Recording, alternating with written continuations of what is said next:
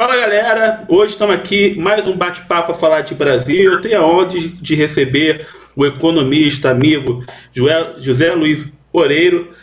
Professor Oreiro, eu lembro que fizemos há meses atrás um bate-papo para falar de crise, de auxílio emergencial, aquela narrativa de economia versus saúde.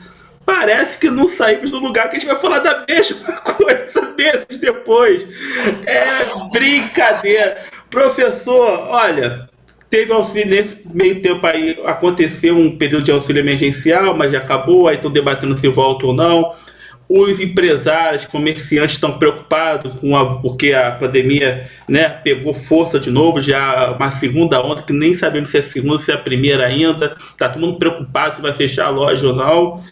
E o governo diz que é difícil ajudar porque o Brasil está quebrado. Professor, o Brasil realmente está quebrado? Não consegue mais pagar um auxílio emergencial? Não consegue ajudar uma pequena e média empresa, professor? Seja bem-vindo.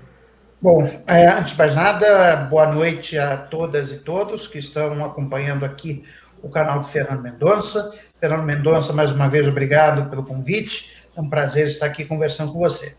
Bom, essa história do Brasil está quebrado, o Guedes está repetindo há não sei quanto tempo. Quer dizer, eu lembro que em 2019, o secretário de Política Econômica, Adolfo Sachida, fez uma declaração não sei se foi para a Folha de São Paulo, para o Estadão, né, dizendo que se não aprovasse a reforma da Previdência, o Brasil ia quebrar. Né? No ano seguinte, ou seja, em 2020.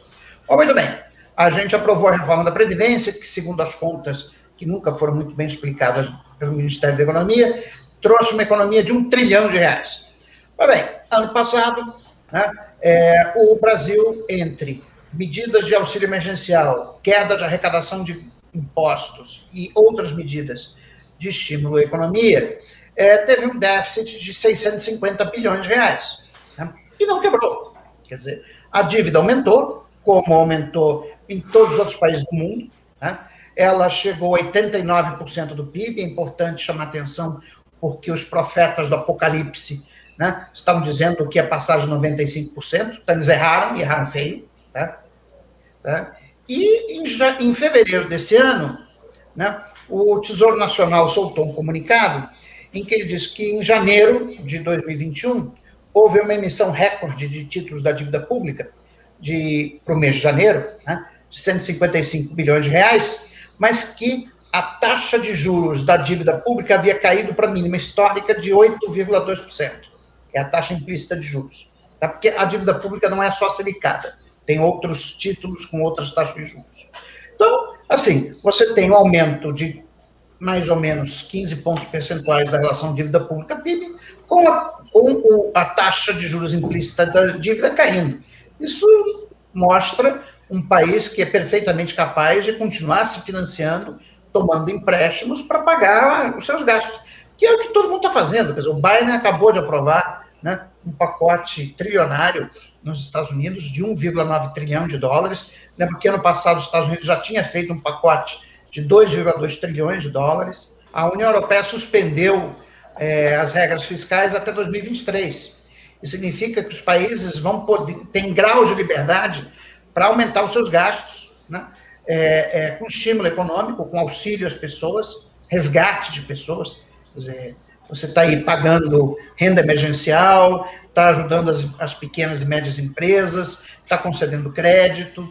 Quer dizer, assim, mas eu já alertava isso no final do ano passado, que o estado de calamidade pública ia terminar no dia 31 de dezembro de 2020, né? E com isso ia cessar o auxílio emergencial, ia cessar a PEC do orçamento de guerra, né? E é o seguinte, só que o pessoal esqueceu de combinar com o vírus, né? Quer dizer, eles achavam que na virada do ano, né, no dia 1º de janeiro de 2021, o coronavírus ia evaporar. Bom, como isso não aconteceu, que era absolutamente previsível, né, nós ficamos 3 meses parados, assim, ficamos 3 meses parados. Quer dizer, era muito simples, era só o presidente da República, no próprio dia 31 de dezembro, tá, de 2020, solicitar a prorrogação do estado de calamidade pública, seria prorrogado por pelo menos mais 6 meses, a PEC do orçamento de guerra continuaria válida, então as restrições fiscais seriam tiradas, teto de gastos, regra de ouro, etc. O programa de auxílio emergencial poderia continuar a ser pago naquele valor de R$300, né? E os demais programas, Pronamp, BEM, etc., poderiam continuar normalmente. O problema é que, como você não fez isso, você interrompeu, né? Você deu né, uma parada súbita em todos esses programas. Lembrando, tá, e aí eu vou chamar mais uma vez a responsabilidade ao senhor Adolfo Sachida, secretário de Política Econômica do governo Bolsonaro. Tá? Ele disse em outubro ou início de novembro do ano passado, isso está na imprensa, que o modelo epidemiológico do Ministério da SPE, né, dava muito pouca probabilidade de uma segunda onda. Eu ouvi modelo epidemiológico porcaria nenhuma, quer dizer, todo mundo dizia que ia acontecer, todo mundo sabia, você estava vendo o que estava acontecendo com os países europeus. Aqui é o seguinte, o que acontece na Europa vai acontecer com o Brasil 4, 5 meses depois, devido à sazonalidade do vírus. Entendeu? Então a gente estava vendo o que ia acontecer. Quer dizer, eu e outros economistas, a gente falando, vai acontecer esse problema, vamos ter uma segunda onda, vai ser pior do que a primeira. Aconteceu exatamente o que a gente disse que ia acontecer. Tá? E as pessoas continuam aí, o Guedes continua, o Adolfo Sachida continua, o Bolsonaro continua. Quantos mortos mais vão ser necessários para que a sociedade brasileira se convença que esta pessoa que ocupa a cadeira da presidência da República é absolutamente incompetente? Quer dizer, aí não vou nem julgar, enfim, a intenção do sujeito, que eu não sou Deus, não tenho condição de fazer isso. Tá? Mas é uma pessoa incompetente, quer dizer, inepta. Quer dizer, o Bolsonaro é parte do problema, não da solução. Tá? Então, assim, enquanto continuar o Bolsonaro dando as cartas, ele vai continuar boicotando. Você viu que agora, por conta esse final de semana passado, por conta do aniversário dele, ele foi aqui na periferia do Distrito Federal, aglomerou sem máscara, se juntou com o povão. Quer dizer, ele boicota o tempo todo. É o tempo todo fazendo isso. Quer dizer, as vacinas já podiam ter sido compradas. É uma tristeza. Sabe qual é a impressão que eu tenho? Parece que ele está administrando uma prefeitura de uma cidade interior. Nem parece que é o Estado brasileiro, a oitava economia do mundo, que tem recursos, que tem as reservas, que tem uma capacidade de endividamento. Parece que ele está administrando sei lá, nem prefeitura, sei lá, um botequim. A impressão que dá é essa. Saiu na imprensa, na semana passada, que ele passa os dias no Palácio do Planalto contando piada. Eu vi. Deve ser muito ruim, por sinal. Não, deve ser aquelas piadas sem graça, né? Que ele conta. Né? Mas assim, bom, primeiro que não é o momento de ficar contando piada. Tudo bem, você pode contar uma, assim, às vezes para descontrair o ambiente, assim, também não vamos ser hipócritas. Tá? Agora, ele tem que trabalhar. Tem que trabalhar, ele tem que trabalha. A impressão é essa, naquela cadeira e assumir a responsabilidade. Quer dizer, esse é o primeiro ponto. Quer dizer, quem é chefe do Poder Executivo é o responsável. Entendeu? Ele tem que parar com mimimi, que ele fica dizendo que mimimi são os outros, mas o Bolsonaro é especialista em pôr a culpa nos outros. Né? A culpa é do PT, a culpa é do Supremo, a culpa é do Rodrigo Maia, a culpa é da China, a culpa é da Índia, a culpa é da União Europeia, a culpa agora é do Biden. Todo mundo. Todo mundo. Menos dele, ele não tem culpa nenhuma. Gente, o que a gente está falando aqui, gente, o Brasil tem uma reserva internacional, né, muito grande de dólar. O Brasil tem dinheiro que poderia estar sendo usado, uma parte, para financiar, por exemplo, o auxílio emergencial. Então, essa história que o Brasil está quebrado não existe. Aliás, o Estado, né, pessoa, eu escutando os economistas, o Estado não quebra, né, ainda tem isso. O Estado vai quebrar nunca. Você emite dívida na sua própria moeda. Não quebra, gente, não existe isso. E esse dinheiro que eles guardam, o povo tem que entender que estão guardando para dar uma garantia para o setor financeiro, para banco. Não é para você, não. Eles não estão guardando dinheiro para você, estão guardando para banco. E eu acho essa expressão muito boa, que eles botaram nessa PEC, né? Porque a ideia mesmo é guerra. Nós estamos em guerra contra um inimigo chamado coronavírus, vírus Covid-19. E numa guerra você gasta, porque se você não gastar numa guerra, você perde a guerra. O seu país é arrasado, pessoas morrem. É uma guerra contra um vírus, não é com armamento, mas é uma guerra. E você pode pegar na história da humanidade. Quando um país entra em guerra, a história da Segunda Guerra fala isso, Churchill gastou dinheiro a balde na Inglaterra para vencer os nazistas. E depois, passou a guerra, você se reestrutura, faz um esforço para recuperar o país, para recuperar a economia. Mas agora é hora de gastar. É hora de ajudar o informal, que precisa de dinheiro para sobreviver, ele poder se dar o luxo de poder ficar em casa e não sair para contaminar. Para as pequenas empresas que estão quebrando, fecha a sua loja esse período do dia, que eu ajudo a segurar você a pagar seus funcionários. É isso que se faz, só que nem isso ele faz. É isso que falta. Quer dizer, o que acontece? A minha hipótese política é que o Bolsonaro quer o caos para dar um golpe. Tá?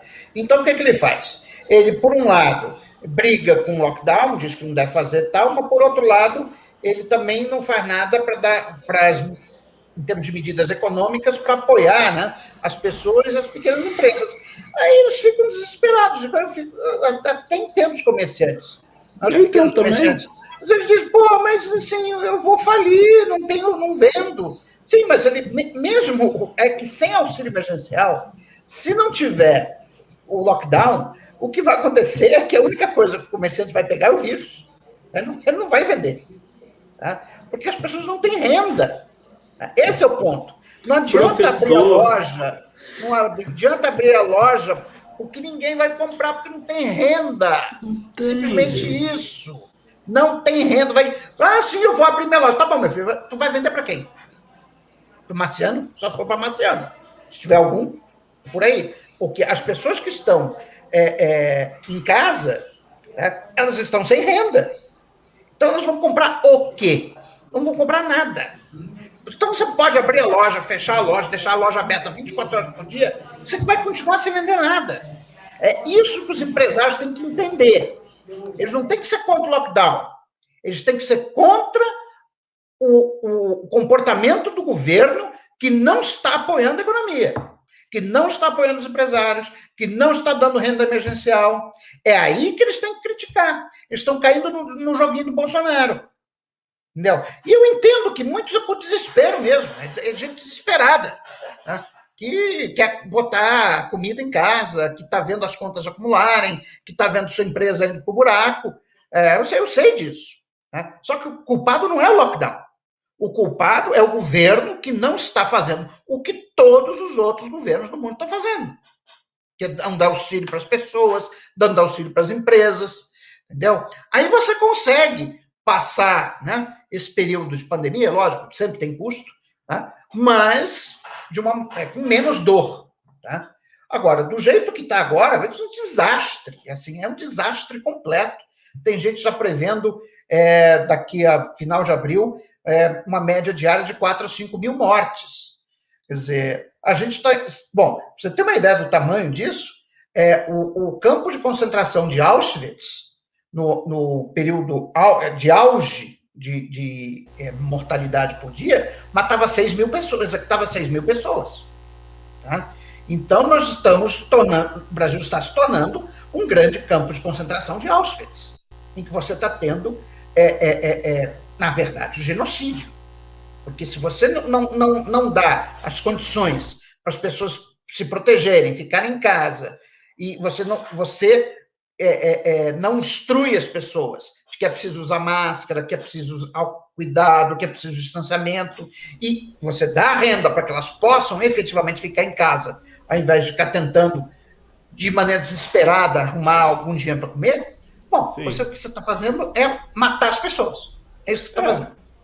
Basicamente é isso. Ou seja, na verdade, seria, no mínimo, homicídio homicídio doloso, em que você, no fundo, está assumindo a possibilidade, o dolo da morte.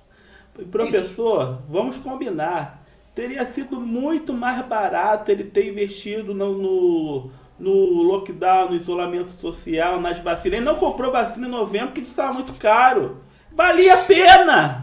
Valia a pena, era muito mais barato. Agora estamos gastando muito, nossa economia está piorando. Se nós tiver, que o Brasil tem uma coisa boa, gente, o nosso sistema de imunização, sistema de vacina, o SUS é muito bom nisso. Nós somos fera, nós arrebentamos em vacinar. O problema é que não tem vacina. Se ele compra a vacina em novembro, e a vacina já tivesse chegado em dezembro, se ele tivesse aberto os protocolos, pegado a Sputnik, tem o laboratório do Brasil que fabricava a Sputnik, ele simplesmente avisa travando a Sputnik.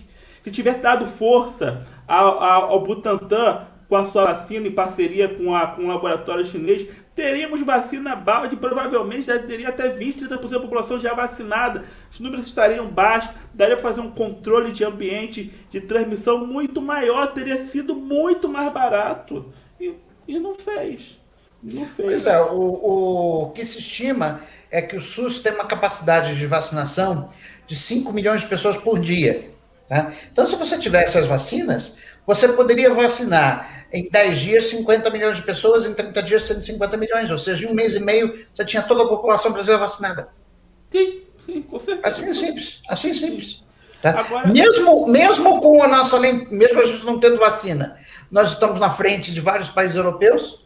Quer dizer, o meu tio na Espanha só foi vacinado na semana passada, ele tem 84 anos. A minha mãe, que tem a mesma idade dele, foi vacinada há 3 semanas atrás. Entendeu? E a Espanha começou a vacinação antes do Brasil. É porque então, você depende da rede privada. Só disponibilidade de vacina, nada mais. A única coisa que a gente precisa é do raio das vacinas. Tendo o raio das vacinas, a gente resolve os problemas rápido. Sim, com certeza. E como é que o senhor está vendo o movimento das oposições? Tem oposição na esquerda ao Bolsonaro, tem oposição na direita ao Bolsonaro, tem vários tipos de oposições, né? Tem do Lula, tem do Ciro, agora temos do Rodrigo Maia, que eu sou bem chateado com o Rodrigo Maia por não ter posto o impeachment de passagem. Mas como é que você está vendo essa movimentação política? O professor Euro gosta muito do tema da política, que é que política e economia andam junto, não tem jeito. Como é que você está vendo essa movimentação contra o Bolsonaro? Está bem aquém do que poderia estar, né? O que acontece, assim, dos grupos que eu até participo daquele grupo Direito Já, que é um grupo suprapartidário, tá? Inclusive a gente está discutindo isso pelo WhatsApp. Discutimos isso hoje. Quer dizer, o nosso diagnóstico é o seguinte, no momento, Bolsonaro tem condições de barrar qualquer impeachment. Como eu falei, 172 ou 173 deputados que ele precisa para barrar impeachment. Tá? Então, assim, ainda não dá para fazer o impeachment do Bolsonaro.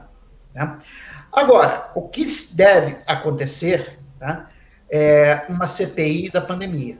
Tá? E como diria o doutor Ulisses Guimarães, toda CPI a gente sabe como começa, só não sabe como termina. Tá? Então, o que a sociedade tem que, e as oposições, seja ela de que cor for, tem que pressionar é pela abertura imediata da CPI da pandemia, porque a partir daí podem surgir fatos que comecem a mudar a opinião pública, porque ainda tem 50% dos brasileiros que são contra o impeachment. Tá? Então, esse é o grande obstáculo. Então, é CPI já, CPI da pandemia, tá? Para se investigar responsabilidades, para ver se de fato o Bolsonaro foi negligente ou pior, se ele, na verdade, boicotou deliberadamente os esforços de controle da pandemia. Tá? Vamos dizer assim, os indícios são de que ele boicotou deliberadamente. Tá? Bom, então, a partir da CPI da pandemia, nós podemos criar as condições políticas necessárias para fazer o impeachment. Ou, pelo menos, já parece que a deputada Joyce do PSL está querendo protocolou um projeto de emenda constitucional em que prevê a interdição do presidente, não impeachment, interdição no caso de crime, no caso de incapacidade mental. Tá? Aí ela tem lá a lista 3 elementos, tá? O Bolsonaro se encaixa nos 3.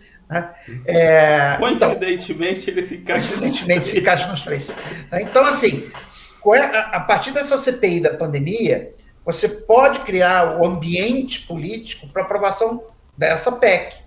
E como a gente viu com a PEC emergencial, quando o Congresso quer, é rápido. Entendeu?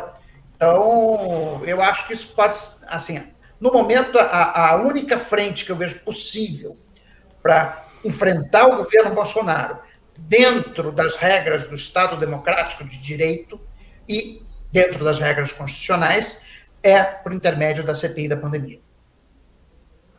Agora uma pergunta, professor. Digamos que vamos olhar um pouco para o futuro. Vamos dizer que por algum motivo ou outro Bolsonaro saia da presidência, seja não ganhando em 2022, seja tomando impeachment, sendo interditado e tal. Que medidas o senhor acha que um futuro governo deveria tomar para tirar o Brasil da onde o Brasil estava mal? A verdade é essa. Com a pandemia piorou tudo, e com essa condução aí que a coisa virou um desastre. Quais medidas o senhor acha que deveria haver num próximo governo para retomar o caminho de desenvolvimento do Brasil, um plano de obras públicas? O que o senhor pensa no grande plano de investimento? Então, quer dizer, bom... Então é neoliberalismo, não precisa não, que a iniciativa privada faz tudo, o Itaú vai pagar tudo, não precisa fazer nada. Não, é assim, bom, supondo que, então eu vou responder fazendo a seguinte hipótese, supondo que a gente resolveu a pandemia, ok? Bom, supondo que a gente resolveu a pandemia, o que é que a gente faz na sequência? Você vai ter que voltar com um programa de investimento público em obras de infraestrutura, tá? Eu acho que é fundamental mobilidade urbana, tá? E descarbonização da economia. Quer dizer, o futuro da indústria, tá? Passa por uma indústria de baixo carbono, baixa emissão de CO2. E eu também estava lendo hoje no Valor Econômico, né, que o problema do aquecimento global já está afetando o custo da energia no Brasil. Nos últimos 20 anos, parece que só 5 ou 6 temporadas de chuva que os reservatórios da região sul e centro-sudeste chegaram a perto de 100%, né, da sua capacidade. Eles não estão enchendo mais como ocorria antigamente. Né? Então, o que acontece? Como os reservatórios não enchem, então, mesmo durante a estação chuvosa, você tem que acionar as usinas térmicas, que são mais caras. Por isso que a nossa bandeira está em bandeira, acho que vermelha, uma coisa assim. Tá? Então, isso aumenta o custo de produção de energia. Como aumenta o custo de produção de energia, lembra que a indústria é altamente intensiva em energia. Né? Então, você reduz a competitividade da indústria. Então, é o seguinte, o governo vai ter que resolver, o próximo governo vai ter que dizer o seguinte, vem cá, moçada, temos que resolver o problema energético do Brasil, porque nós temos um problema. Tá? Não dá mais para construir usina hidrelétrica, tá? Porque, primeiro, que já não tem mais rios suficientes. Segundo, que o pessoal agora só quer fazer usina hidrelétrica a fio d'água. E terceiro, que os rios voadores, né, que é o que abasteciam, né, as usinas hidrelétricas por intermédio de chuvas, não tem mais, né, a intensidade suficiente para repor os reservatórios. Então, nós vamos ter que fazer uma escolha, né, sobre a matriz energética nossa. Tá? Quer dizer, tem gente que defende que a gente tem que investir pesado em energia solar e energia eólica. Então, concordo, em parte. A energia solar e a eólica, ela é intermitente. Tá? Então, a gente precisa de uma fonte mais estável de suprimento de energia. E aí, a única fonte, queiram as pessoas ou não, é a energia nuclear. Tá? A gente teria que concluir o nosso programa de construção de usinas nucleares. Tá? Angra 3 ainda não está pronta. Tá? As usinas nucleares hoje são muito seguras. Quer dizer, o Brasil não tem terremotos, então não vai acontecer um desastre como o de Fukuyama. No Japão, Exatamente. Tá? Então, assim, eu acho que para um país como o Brasil não prosseguir, né, com o seu programa de energia nuclear, realmente é uma besteira sem mais tamanho. Tá? Quer dizer, nós não temos desastres naturais que possam pôr em risco o funcionamento das usinas. Tanto que as duas, Angra 1 e Angra 2, estão funcionando aí mais de 40 anos e muito bem. Não dor de cabeça. A gente que é aqui do Rio de Janeiro nem ouve falar de Angra 1, Angra 2. Nem lembra que tem. A gente nem lembra que tem. Nem lembra. Então, assim, eu acho que tem que voltar com um programa de construção de usinas nucleares, né? Porque a gente precisa de uma fonte de energia estável. A solar e eólica, tudo bem, a gente realmente também tem que ter, mas ela é intermitente. Quer dizer, quando chove, produz menos energia solar, e quando deixa de ventar, também produz menos energia eólica. Então, nós temos, o único jeito é investir terminar o nosso programa nuclear, né, que foi começado durante os anos 70. Só você falou de investimento em energia e infraestrutura já movimenta bastante economia. Bastante mesmo. Sim, e você investindo em energia, você vai melhorar a competitividade da indústria. Porque, como eu te disse, quem gasta energia de fato não são as residências. Quer dizer, quem gasta energia de fato são as fábricas. Fábricas, shopping centers, enfim, etc. Mas, então, assim, você ter energia barata para a indústria e estável, né, uma fonte estável. Porque, veja bem, esse país está estagnado desde 2013. Cara, não era para a gente estar com bandeira vermelha. As pessoas não estão se dando conta disso.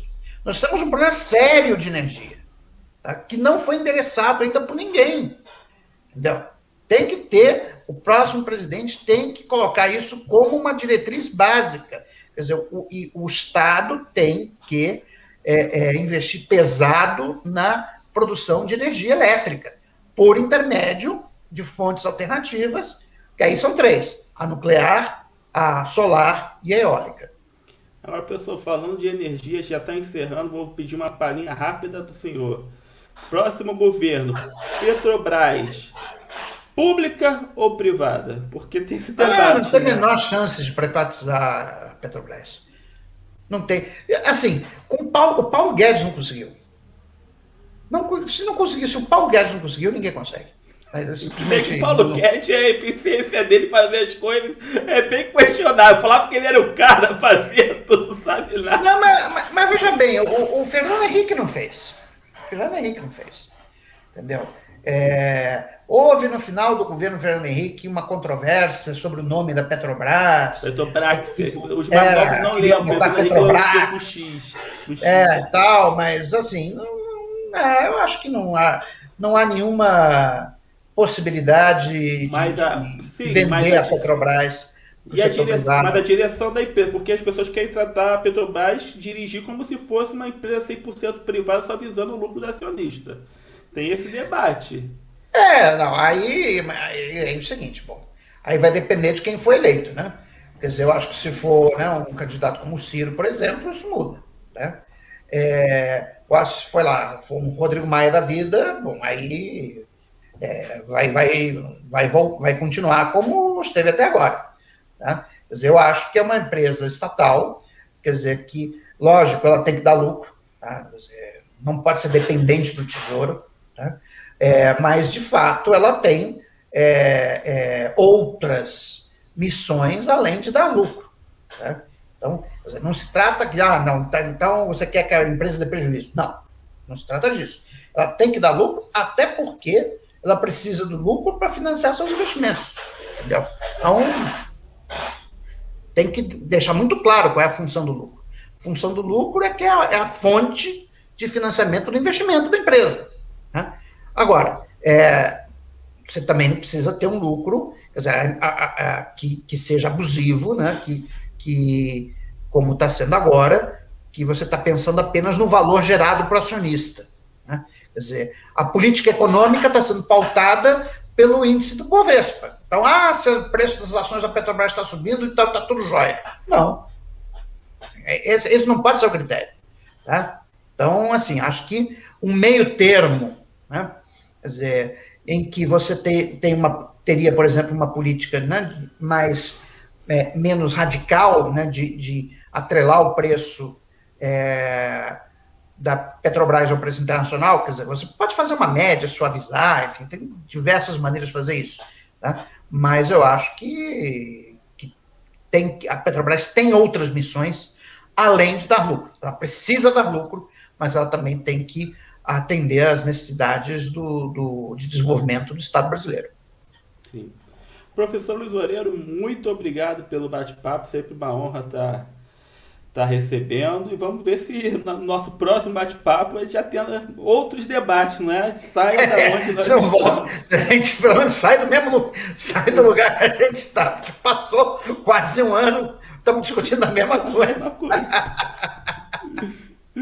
Professor, muito obrigado, professor. Nada, meu caro, é um prazer. Você, galera de casa, obrigado pela audiência. Até a próxima aqui, conversando. Sempre trazendo um bate-papo para falar do Brasil. Muito obrigado.